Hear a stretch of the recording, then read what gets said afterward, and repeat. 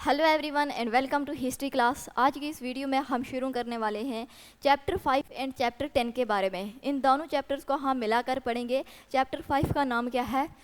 Social and cultural awakening in the first half of 19th century. First half of 19th century का मतलब 1800 to 1850, इस time period को हम पढ़ेंगे इस चैप्टर में।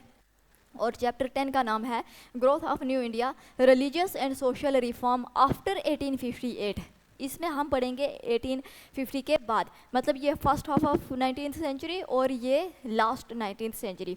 First half of 19th century इस चैप्टर में हम पढ़ेंगे 1800 से लेकर 1850 तक, और इसमें पढ़ेंगे 1850 के बाद 1899 तक। इन दोनों चैप्टर को हम मिलाकर पढ़ेंगे socio religious reform movement in 19th century 1800 to 1899। अब देखते हैं टॉपिक। सबसे पहले पढ़ेंगे राजा राम मोहन राय के बारे में, उसके बाद Derozio and young Bengal movement, उसके बाद देवेंद्रनाथ टैगोर एंड ईश्वर चंद्र विद्यासागर और रिफॉर्म, उसके बाद रिफॉर्म इन वेस्टर्न इंडिया। इसके बाद हम पढ़ेंगे ब्राह्मो समाज के बारे में, Ramakrishna and Vivekananda, Swami Dayanand and Arya Samaj, Theosophical Society, Syed Ahmad Khan and Aligarh school, religious reform among Sikh and Parsis, इसके बारे में हम पढ़ेंगे। अब ये सोशल रिलीजियस रिफॉर्म मूवमेंट कैसे आता है इंडिया में। सबसे पहले जब ब्रिटिशर इंडिया में आते हैं, अपनी कॉलोनीज बनाते हैं, तो अंग्रेज़ जो हैं वो इंडिया के सोशल स्ट्रक्चर के ड्रॉबैक, वीकनेसेस को बताते हैं। और फिर उसके बाद जो इंडिया के थॉटफुल इंडियंस जो थे वो इंडियन सोसाइटी के ड्रॉबैक्स और स्ट्रेंथ और वीकनेस को देखते हैं और इनको ठीक करने की कोशिश करते हैं। अब जो लोग ईवल्स में, जो लोग रीत रिवाज में फंसे हुए थे, उन लोगों को रीत रिवाज, ईवल्स जो सती सिस्टम हो गया, अनटचेबिलिटी होगी, कास्ट सिस्टम, इन्फेंटिसाइड, इन चीज़ों से लोगों के माइंडसेट को मॉडर्नाइज करने की कोशिश की गई। इस तरह से सोशो रिलीजियस रिफॉर्म मूवमेंट लाई जाती है इन चीज़ों को दूर करने के लिए, सोसाइटी को अवेयर करने के लिए। अब 19th सेंचुरी में सीरीज़ ऑफ रिफॉर्म मूवमेंट आती हैं। सीरीज़ ऑफ रिफॉर्म मूवमेंट्स जो हैं वो चलाई जाती हैं, और जो मैगज़ीन, न्यूज़पेपर्स, मैगज़ीन्स ये छपवाई जाती हैं, और जो वर्क्स, बुक्स जो हैं ये जो सोशल रिफॉर्मर हैं वो लिखते हैं और लोगों को अवेयर करने की कोशिश करते हैं। अब हम देखते हैं socio religious reform movement in 19th century क्या काजेज़ हैं। सबसे पहले देखते हैं जब ब्रिटिशर थे, कुछ ब्रिटिशर जो थे वो कंजर्वेटिव थे, वो सोशल चेंजेस चाहते थे, लेकिन ग्रेजुअल, आस्ता आस्ता होना चाहिए। ग्रेजुअल, आस्ता आस्ता क्यों सोशल चेंजेस लाना चाहते थे?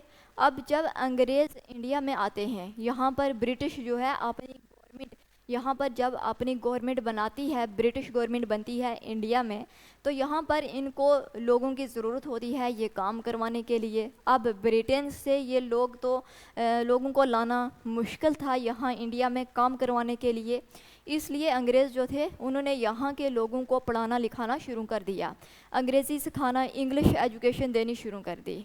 तो अब जो कंजर्वेटिव थे ये लोग बोलते थे, ये ब्रिटिशर बोलते थे कि हम इंडियंस को कम एजुकेशन देंगे, उतनी देंगे जितना हम इनका इस्तेमाल कर सकें, इनका यूज़ कर सकें।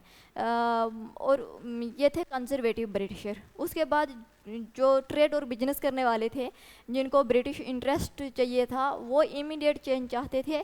और तीसरे जो थे वो थे रेडिकल्स, ये सोसाइटी को चेंज करना चाहते थे, सोसाइटी को पूरी तरह से, सोसाइटी के ईवल्स को ये ख़त्म करना चाहते थे, सती सिस्टम को, अनटचेबिलिटी को, कास्ट सिस्टम और इन्फेंटिसाइड को। अब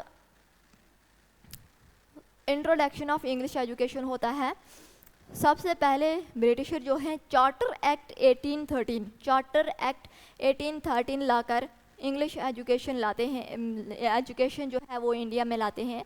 1 लाख रुपीज़ जो है ये फंड ट्रांसफ़र करते हैं इंडिया के एजुकेशन के लिए। अब ये 1 लाख रुपये तो इन्होंने दे दिए।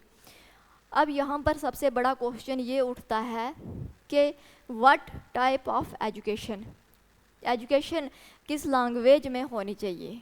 अब यहाँ पर दो ग्रुप्स बन जाते हैं, एक ओरिएंटलिस्ट और दूसरे एंग्लिसिस्ट। ओरिएंटलिस्ट जो हैं ये बोलते हैं कि लोकल लैंग्वेज में होना चाहिए एजुकेशन, ट्रेडिशनल एजुकेशन होनी चाहिए लोकल लैंग्वेज में। और जो एंग्लिसिस्ट थे ये इनको इंग्लिश बोलते थे कि इंग्लिश एजुकेशन होनी चाहिए, इंग्लिश में इंग्लिश लैंग्वेज होनी चाहिए। अब ये दोनों मैटर्स जो हैं ये जाते हैं किसके पास, लॉर्ड मैकॉले, ये चेयरपर्सन होता है लॉ कमीशन का, इसके पास मैटर जाता है और ये बोलता है कि इंग्लिश में हम एजुकेशन देंगे, इंग्लिश एजुकेशन होगी। अब इंग्लिश एजुकेशन से क्या होगा, अवेयर लोग जो हैं वो अवेयर होंगे, इंडियंस लोग जो हैं वो अवेयर होंगे और वेस्टर्न थॉट उनके अंदर आएगा।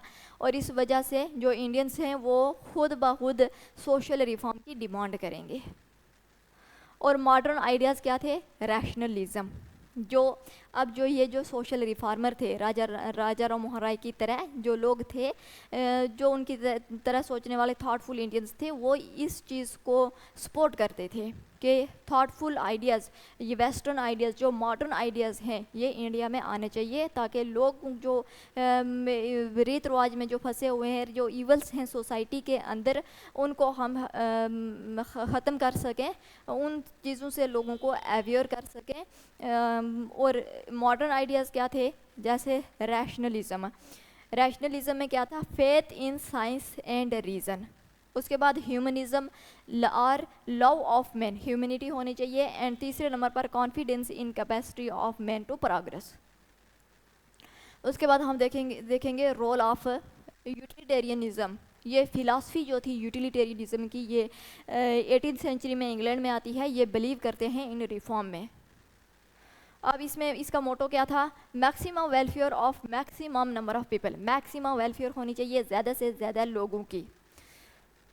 इस चीज़ से, इस फिलॉसफी से विलियम बेटिक इन्फ्लुएंस होते हैं। इंडिया में राजा राम मोहन राय के साथ मिलकर सती को एबोलिश करते हैं 1829 में।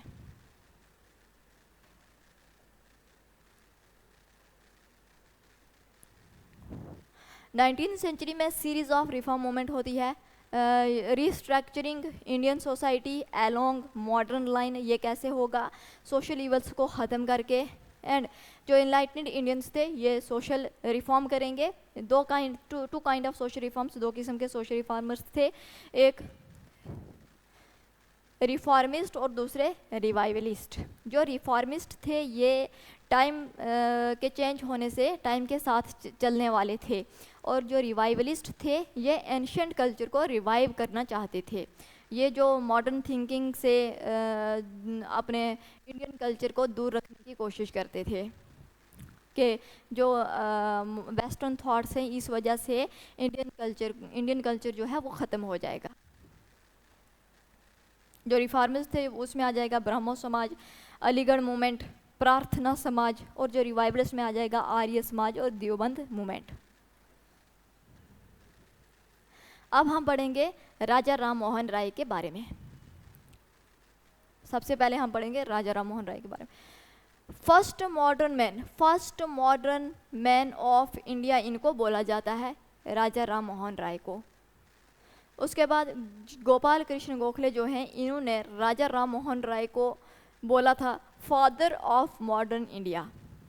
Father of modern India, modern India का फादर कौन, राजा राम मोहन राय। ये किसने बोला था, गोपाल कृष्ण गोखले ने। अब 1772 में राजा राम मोहन राय की पैदाइश होती है बंगाल में। 1809 में ये एक बुक लिखते हैं, बुक का नाम क्या है, तोहफतुल मुवाहिदीन, मतलब gift to monotheist. Gift to monotheist मतलब वॉरशिप सिंगल गॉड, एक गॉड पर यकीन रखना, वॉरशिप सिंगल गॉड। 1814 में सेटल हो जाते हैं कलकत्ता में, और 1815 में ये एस्टेब्लिश करते हैं आत्मीय सभा। 1817 में ये डेविड हैरे के साथ मिलकर हिंदू कॉलेज एस्टेब्लिश करते हैं, हिंदू कॉलेज फाउंड करते हैं कलकत्ता में। उसके बाद 1820 में ये बुक लिखते हैं परसेप्ट्स ऑफ जीसस। उसके बाद 1825 में एस्टेब्लिश करते हैं वेदांत कॉलेज। और 1828 में ब्रह्म सभा एंड उसके बाद इसको बाद में इसका नाम चेंज करके रखते हैं ब्रह्मो Samaj. Brahmo Samaj led emphasis on human dignity, opposed idolatry, ideal worship को अपोज करते थे ये, और क्रिटिसाइज्ड सोशल इवल्स, जो सोशल इवल्स चल रहे थे, सती सिस्टम, अनटचेबिलिटी और कास्ट सिस्टम, इन सब को ये क्या करते थे, क्रिटिसाइज करते थे। ये इन्होंने एस्टेब्लिश किया था ब्रह्मो समाज। ब्रह्मो समाज इसमें to purify Hinduism and preach monotheism, single god के लिए प्रीच करना, मोनोथिज्म। उसके बाद ये जो ब्रह्मो समाज है ये स्प्लिट हो जाता है 1866 में, बन जाता है ब्रह्मो समाज of India led by Keshav Chandra Sen and आदि ब्रह्मो समाज लेड बाय देवेंद्रनाथ टैगोर। उसके बाद इनके 3 जर्नल्स हैं वीकली। बंगाली में इन्होंने लिखा था संवाद कौमुदी, और पर्शियन में लिखा था मिरातुल अकबर और द ब्राह्मणी गर्ल मैगजीन। ये इनके 3 जर्नल्स हैं। अब राजा राम मोहन राय जो हैं ये अपोज करते हैं इसको, आइडल वर्शिप को, rigidity of caste, prevalence of meaningless religious rituals, जो है meaningless religious rituals, sati system, untouchability, infanticide, caste system, इसको क्या करते हैं ये अपोज करते हैं। अटैक पॉलीगेमी, एक से ज़्यादा शादी करना। ये था ये हमने पढ़ लिया राजा राम मोहन राय के बारे में। इसके बाद दूसरे नंबर पर हम पढ़ेंगे Derozio and young Bengal movement. ये यंग बंगाल मूवमेंट जो थी ये डेरोजियो की है, और ये रेडिकल मूवमेंट है। कौन सी मूवमेंट है? Radical movement. 1826 में इन्होंने एस्टेब्लिश किया था यंग बंगाल मूवमेंट, कहाँ पर? कलकत्ता में। और 1826 से लेकर 31 तक ये हिंदू कॉलेज में टीचर थे, और first nationalist poet of modern India इनको माना जाता है। किसको? डेरोजियो को, first nationalist poet of modern India. अब ये जो यंग बंगाल मूवमेंट है ये यहाँ पर ये कॉलेज में टीचर्स थे, स्टूडेंट्स ने मिलकर ये यंग बंगाल मूवमेंट जो है चलाई थी। और इसके लीडर जो था वो थे हेनरी विवियन डेरोजियो, इनके टीचर। अब ये टीचर बने थे एज ऑफ 17 ईयर, 17 साल की उम्र में ये टीचर बन गए थे। अब हेनरी विवियन डेरोजियो के 2 न्यूज़पेपर थे, कौन कौन से? Kaleidoscope and Hesperus. Kaleidoscope and Hesperus ये इनके 2 न्यूज़पेपर हैं। इन्होंने एक ऑर्गेनाइजेशन बनाई थी जिसका नाम है society for acquisition of general knowledge. यह हमने डेरोजियो के बारे में पढ़ा। उसके बाद हम पढ़ेंगे देवेंद्रनाथ टैगोर। 1839 में इन्होंने फाउंड किया था तत्वबोधिनी सभा, और इनकी एक मैगजीन है तत्वबोधिनी पत्रिका। राजा राम मोहन राय की डेथ के बाद, आफ्टर राजा राम मोहन राय, देवेंद्रनाथ टैगोर जो थे ये रूलर बने थे ब्रह्मो समाज को बाद में किसने आगे बढ़ाया था? देवेंद्रनाथ टैगोर ने। और इनकी एक ऑर्गेनाइजेशन थी आदि ब्रह्मो समाज देवेंद्रनाथ टैगोर की। देवेंद्रनाथ टैगोर और केशव चंद्र सेन, इन दोनों ने मिलकर ये ब्रह्मो समाज ऑर्गेनाइजेशन के ये आगे चलाया था। राजा राम मोहन राय की जब डेथ हो जाती है तो देवेंद्रनाथ टैगोर और केशव चंद्र सेन ये दोनों मिलकर ब्रह्मो समाज को आगे लेकर जाते हैं। और उसके बाद केशव चंद्र सेन जो है ये छोड़ देते हैं और ब्रह्मो समाज ऑफ इंडिया बनाते हैं। और इसके बाद ब्रह्मो समाज ऑफ इंडिया में जो केशव चंद्र सेन के जो डिसाइपल होते हैं वो केशव चंद्र सेन को छोड़कर अपनी एक ऑर्गेनाइजेशन बना लेते हैं, साधारण ब्रह्मो समाज। इसके बाद हम पढ़ेंगे ईश्वर चंद्र विद्यासागर। ईश्वर चंद्र विद्यासागर जो थे ये एक संस्कृत स्कॉलर थे। ये प्रिंसिपल रहे हैं, संस्कृत कॉलेज के प्रिंसिपल थे कलकत्ता में 1851 में। इन्होंने क्या किया था, जो नॉन ब्राह्मण्स थे उनके लिए एजुकेशन खोल दी थी संस्कृत कॉलेज में, क्योंकि जहाँ पर एजुकेशन जो है संस्कृत जो है वो सिर्फ ब्राह्मण्स को पढ़ाई जाती थी, ब्राह्मण्स को एजुकेशन दी जाती थी कॉलेज में। लेकिन जब ये प्रिंसिपल बनते हैं तो ये नॉन ब्राह्मण्स के लिए भी खोल देते हैं कि वो भी आकर संस्कृत कॉलेज में आकर पढ़ सकते हैं। इन्होंने विडो रीमैरिज एक्ट 1858 बनाने में मदद की थी। 1858 एक्ट बनाकर विडो रीमैरिज एक्ट बनाया था। अब ये जो विडोज़ हैं वो दोबारा से शादी कर सकती हैं, उसके लिए विडो रीमैरिज एक्ट बनाया 1856 में। ये प्रिपेयर हुआ था जब डलहौजी गवर्नर जनरल था, इसके टाइम में इस एक्ट को प्रिपेयर किया था। और जब इस बिल को पास किया गया उस टाइम जो गवर्नर जनरल था वो था कैनिंग। जब बिल प्रिपेयर हो रहा था तो उस टाइम जो गवर्नर जनरल था वो था डलहौजी, और जब बिल को पास किया गया, एक्ट बना, तो उस टाइम गवर्नर जनरल था कैनिंग। इन्होंने वुमेन एजुकेशन के लिए फंड इकट्ठा किया जिसका नाम रखा नारी शिक्षा भंडार, नारी शिक्षा भंडार। ये कुछ सोशल रिफॉर्मर्स थे जिनके बारे में हमने पढ़ा। इसे आगे हम नेक्स्ट वीडियो में करेंगे। इस वीडियो में इतना ही। Thank you so much.